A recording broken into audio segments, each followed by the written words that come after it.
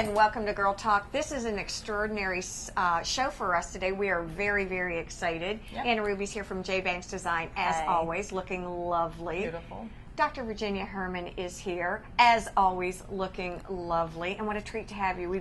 She has been a basket case. So excited to have you on. Like my brother. Yeah. Lori Cribb is here from Monthly Media Group. Yep. And beginning, it's October, and it is Breast Cancer Awareness Month. And I know your mantra is it's Breast Health Awareness Month, too. So we are really excited. I think you're devoting an entire issue to the diagnosis, treatment, and interventions for breast cancer.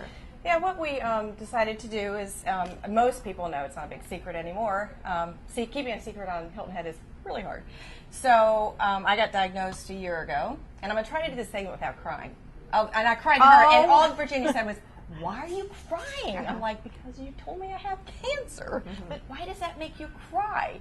Anyway, so a year ago, I made a pact with myself that as long as everything went smoothly, that we would dedicate the October issue. I would greatly thank you and your team, not just you, it's the whole team. And so we decided to do it. Having a male editor, young, it's kind of a struggle. Barry, we can do it. But no, he wanted to put boobs on the cover. We actually, I told the art director, you can put boobs, you can research boobs and put them on. When we did do a spread where we have these big breasts, and it says, you know, attention, read this. You'll be proud, I hope. It's always fun to have Lori when she's excited, because really you don't have to say anything, just smile. It's easy. Sorry. It's all good. But who all are you focusing on and featuring? Right. It's not just about me, although that was, you know, the impetus for it. That's a good correct, thing. Yes, thanks. We featured, we have different survivors and their stories. And we have, I mean, each one is photographed beautifully. Each one tells a little bit about the hospitals that they're that help them through the struggle. And then throughout the whole magazine, we have a little bit with nutrition, and it's all littered through. The cover is so cool. It's these two women. It's from a SCAD student, art student, who drew it. So we illustrate it through a drawing. And it's a Cadillac because it's also concourse month. So we had cars and cancer. How can we get them together? So we put these two wild chicks in the car, did a shot. They drew it like you're looking down, and the girl has a pink scarf. Is Carolyn doing it? No, this is an illustration. Oh, cool. So it's got a pink scarf that wraps around and says it's, you know, the pink issue, the breast cancer issue. So it's pretty neat. I'm excited. How did you find your survivors? We talked to the hospitals. Kim Hall was with Dr. Herrmann. And then we also do business with other hospitals, and then they presented their survivors. All lovely women. You read their stories. My editor, being the boy, he said, "Uh-oh, I think I had a tear come out of this one." Oh, so it's really interesting. And then he wrote a really heartfelt beginning about you know why we see pink everywhere, and it's not Pepto-Bismol pink that you see and you get tired of it. It's telling you that this is something that we need to pay attention to. Let's talk, if we can, a little bit about what you do, about your team, about the breast center. You've got a lot of things to really share, and I mean, I had the privilege of going through this process with you all. Team giving. Well, it is. I wish everybody had the opportunity to do it. I wish that I don't have it. I really do. And let me tell you why. Your life is richer, isn't it? Yes. Dr. Herrmann, sorry, I call you Dr. Herrmann, said to me when I got done crying, she said, "This is like putting a 2x4 in your head. I'll never forget your words ever in my life." She said, "You will never be the same person. This is not going to kill you, but you will forever think differently about people." So true. You will forever be a voice of early detection, taking care of yourself. I am completely different. I will How say, do you she see told me it was a people differently? gift. Oh, Anna Ruby, you just, things that bothered you before, and it sounds kind of cliche, don't bother you as much now. When you go through this, the way people react to you, this one by my side, pew, my husband by my side, pew, my friends, just not one card, but millions of cards, and the community. I saw love. When so you much face love. your mortality and you look at it square in the eye, you realize the richness of your life, and that's what you said. And you also said that it's as much an emotional struggle as it is A physical struggle. So let's. I was going to say, how do you deal with this? Well, Let's talk breast and breast health. right.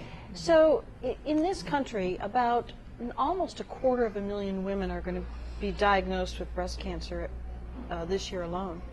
And most of those women are long-term survivors.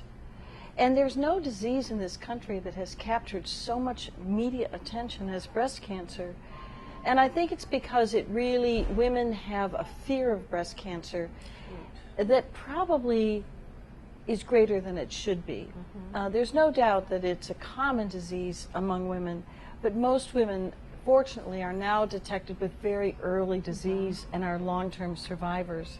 What is the recommended protocol for? Is it self?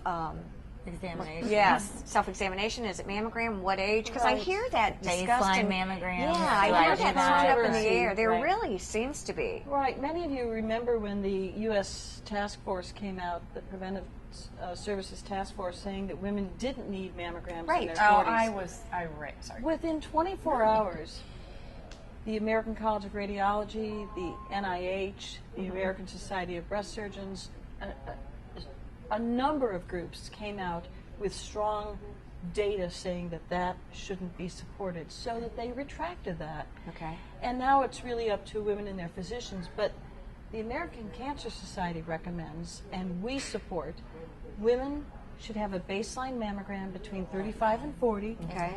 and then yearly after 40.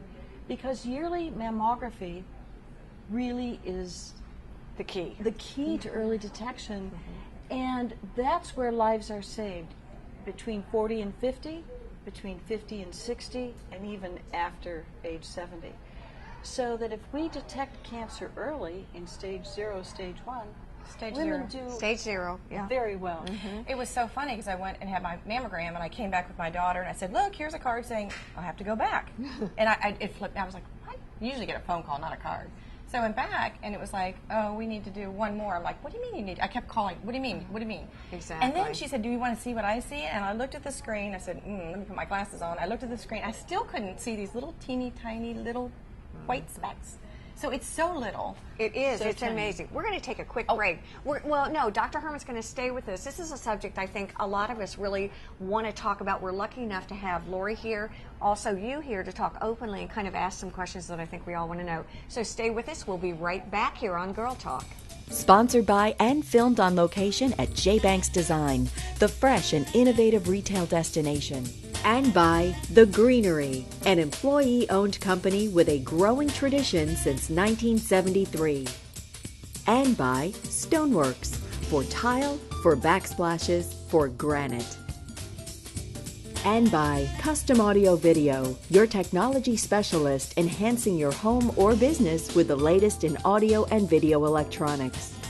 And by Island Tire and Automotive Services, now under new ownership and winner of the Reader's Choice Awards for Best Oil Change and for Tires.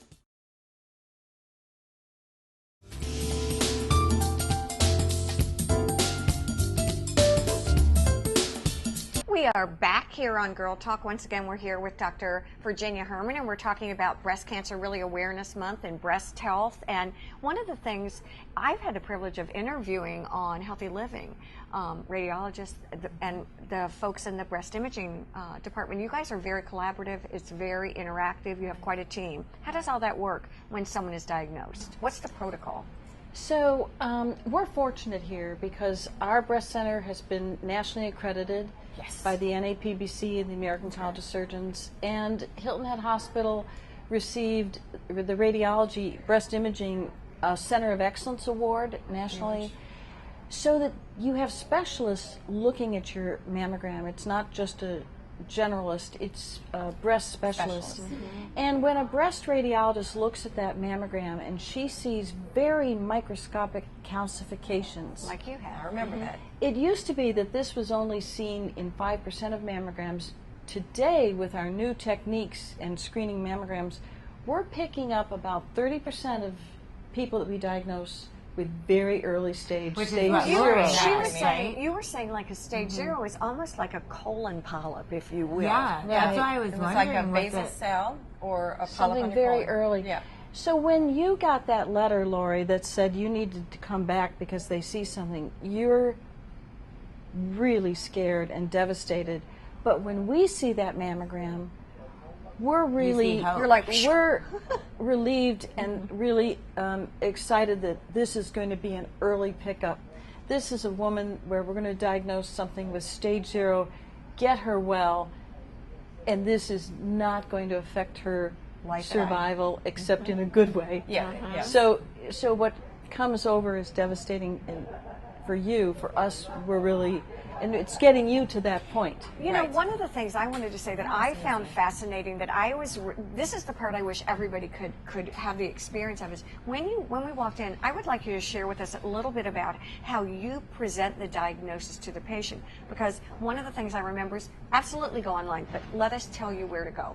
Look for reputable. Some of the things that you said that were just so important, I think, for any woman, whether they are diagnosed or not. Right. I think women today women are savvy, and they really do their homework, and they love the computer.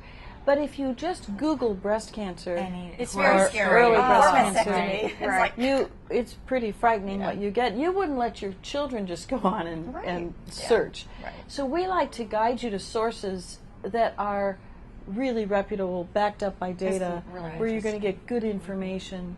But I think the first thing we try to do, I have a wonderful team. Our breast care coordinator, June, our nurse practitioner, Carrie, our staff. They really care about the women. We feel like they're family. Oh, yeah. And so the first thing we want to do is we want to apologize and say, I'm sorry that you have to be here. But you are going to feel so much better at the end of this hour or two, however long we need to spend. True. Very true. You're going to get your arms around this, and then try to educate women that this is a good thing. It's an early pickup. And I wish I could take you home at night and at 2 o'clock in the morning when you're thinking, Dr. Herrmann, can I talk to you right now? Don't we give you our home phone number? Yeah. I might have done that. I still have it. 24/7. I have it. I think we called you a little bit more than I probably should have. Not This at all. is not Lori. Yeah. That's amazing. One more question. The support. That is. And all, I mean, I had stage 0. I know so many people were in such worse condition than I was, but I didn't feel like I was any less important to anybody. It's frightening, but It is frightening. It is. But the good thing is that so many women do well, and even for women at later stages, our options now for treating women, not just surgically, mastectomies now, breast surgeons will offer mastectomy where we can often save the nipple and areola, skin, so that you have on the outside natural. your normal breast, and the inside is not what God gave you, but it looks good. Which is what I did. And you feel good. And I did that.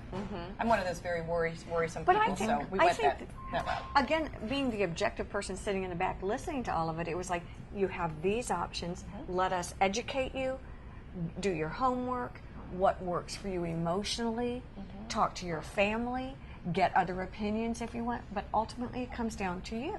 I remember someone said to me, "Oh no, you're one of the good ones that got it." And I'm like, "What does that mean? I'm one of the good ones." The people that I meet that are in this club I now am a member of are amazing. I mean, when you have it happen to you and you meet people that are in any stage, it's just an instant It's a bond. sisterhood. It is a sisterhood. And it's awesome. I've made the best friends out of it. And not saying that we don't want to be in this sisterhood, but I'm just saying, if we are doing prevention for health and wellness of our breasts, what do you recommend? Yeah. You know what does she always say first? Don't have more than 2 glasses of wine. I think we've had this discussion. Really? No, I think that in terms of what you can do to help prevent. lower your risk, is watch your body mass index. So when your body mass index starts to creep up toward 30, and certainly above 30, try to get that body mass index down. It's a struggle for most women. Try to limit alcohol intake to ideally 1 glass a day, 7 glasses a week or less, if you can. But mostly work on your body mass index. And the most important thing you can do is get that yearly mammogram. I totally agree. And self-examination. Self-examination is important, but it doesn't pick up as much or as early as the mammogram. Right. So if you were getting your mammograms, it would catch it before you probably would. Probably. Okay. Is there an increase in breast cancer in our younger women these days? There's an increase in breast cancer overall in the United States. Right now, 1 in 8 women will be diagnosed in their lifetime. For women born today in this country, that statistic is 1 in 7. Wow. But Interesting. most of those women Very aren't going to die from breast cancer. You know, I know we have to go. Oh, yes, I know we do. We have to take a Fastest- break here on Girl Talk, but we would love to have you back again. I think obviously it's a subject that it's Girl Talk and we really want to talk about. And I think although it's Breast Cancer Awareness Month, it's also nice to talk about the prevention, to have folks come on and share their stories. I think it demystifies, it normalizes, it makes it something that's not so scary that you Right. can talk about. Right. And I would like to personally thank you. Oh, On Lori, TV it's to the our whole pleasure. world. It's really our pleasure. You have no idea. We learn more from our patients than you learn from us. It's our privilege, really. We'll be right back on Girl Talk. Girl Talk is brought to you by J. Banks Design, The Greenery, Stoneworks, and Custom Audio Video, and by Island Tire and Automotive Services. Please support these businesses who make our program possible.